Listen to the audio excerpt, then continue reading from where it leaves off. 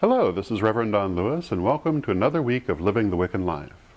This week, we bring you more interviews from our trip to PantheaCon this last February, including LaSara Firefox, author of Sexy Witch, her daughter Aurora, and her mother, Mama Bear, from the magical Cauldron of the Western Sea, the Goddess Gather and Goddess Gather 2 as 1 festivals. I'm sure you'll find them charming and fascinating. This is Reverend Don Lewis, and we're here at PantheaCon with LaSara Firefox, Aurora, and Mama Bear. Hello, everyone. Greetings. Are you all enjoying PantheaCon? I'm having a good time this year and seeing old friends and connecting with some, good information always. Wonderful. Definitely. And LaSara, you are the author of Sexy Witch, which perhaps you would like to say a few words about. Definitely. Sexy Witch was published by Llewellyn in 2005. And it is, I like to call it my anti-system of witchcraft. It's not really focused on witchcraft primarily. What it's focused on is creating a self-referential relationship with sexuality and power. And the audience is primarily female.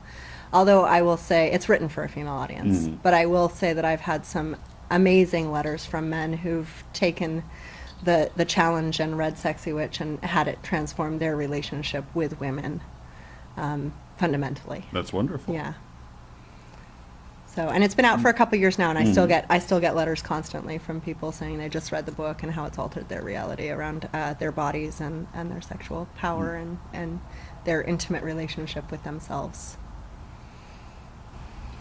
Where would you like to go next?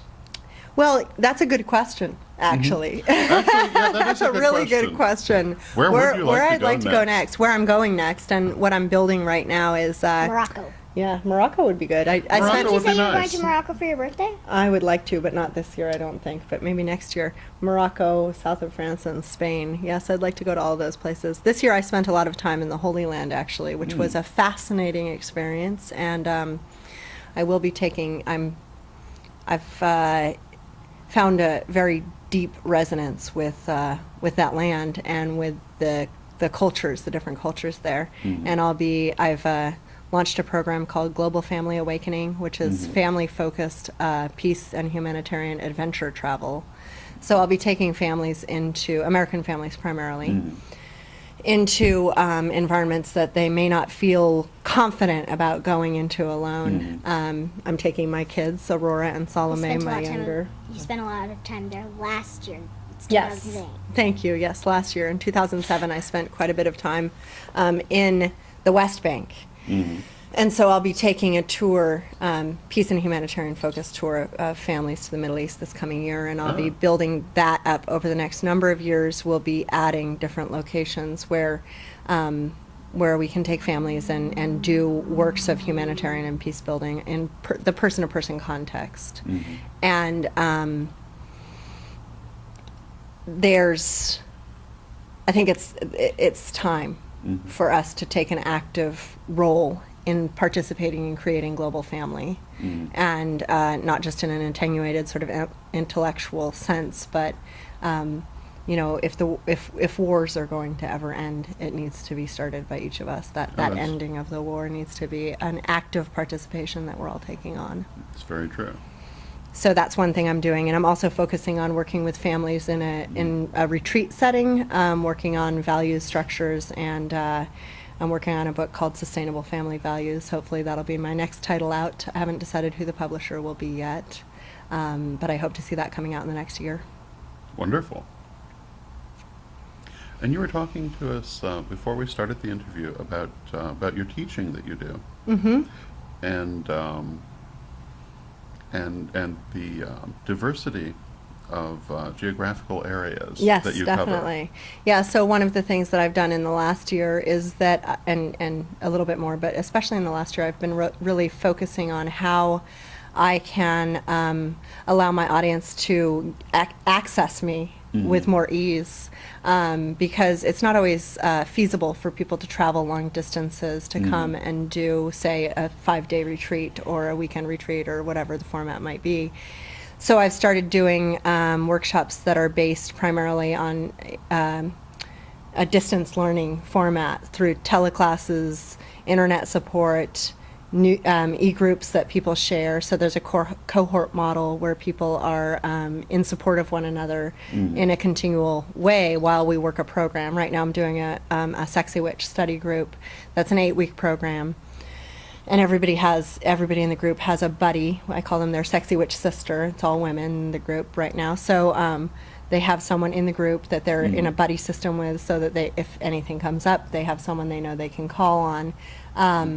Then also there's the group where the email list where we can all say this is what's going on, or I had a really great time with this exercise, or I had a really difficult time with this chapter, or whatever it is, and look for the feedback that will help us in our process. And I'm involved in all of those too as Wonderful. the facilitator. And we're working the book chapter by chapter as a group. And in that group there are seven people on board, and they're from 4 different states. So Excellent. very geographically diverse, which is an awesome, It's a wonderful wonderful achievement. thing, isn't it? And then I also have a one-on-one coaching practice. I keep my roster limited because it's an intensive relationship that I have with my coaching clients. But I have coaching clients in probably 3 countries and right now, and within the states, I think four states again with my coaching clients. So. Yeah. You stay busy. Yes, I do. I do stay busy. Now, if someone wanted to learn more about any of these different things, where would you send them? I would send them primarily to my website, which is lasara.us. That's LASARA.us. And people can always Google me and see what I'm up to, which can be entertaining to say the least. I do it occasionally just to see what people are saying about me. But so Googling me is always an option, LaSara Firefox. And my phone number is 707-391-7023. That's my business line. People can call anytime, and I'll get back to them as quickly as I can. Very good. And Mama Bear, Yes. before we started filming, we were talking about some of the things you do. Yes, I have an organization that's called Magickal Cauldron of the Western Sea. We've been functioning for a decade and I have a nonprofit, and we present events. And one of the events we present is Goddess Gather. We're in our 9th year for Goddess Gather. That's wonderful. And in our 4th year for 2 as 1, God and Goddess Gather Together. Of course, Goddess Gather is sacred space for women, and 2 as 1 is the bringing the gender diversion into the equation, so that because so many people would come to me during the Goddess Gather early years and say, guys, I want to come to Goddess Gather, and I'm going, well, sacred space for women, we can't come, and no, even if you wear a skirt, you can't come, but they kept after me to kind of, and I say, look, just do God Gather. And they said, we cannot get to know the goddess by going to a God Gather. And so that promoted the concept of 2 as 1, God and Goddess Gather Together. My organization does have a little slogan. We call it personal growth on the ecstatic edge.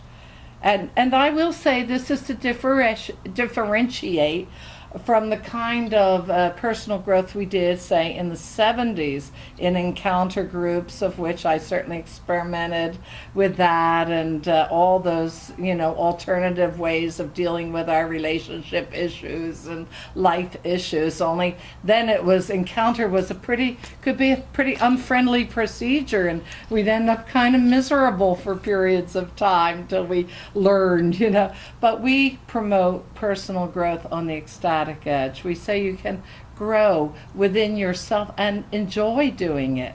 And Goddess Gather and 2 as 1 and our other events are definitely proof positive of that. We come out glowing. We believe in pampering ourselves in the process, and have a wonderful place to do it in Sonoma called Isis Oasis, just made for it.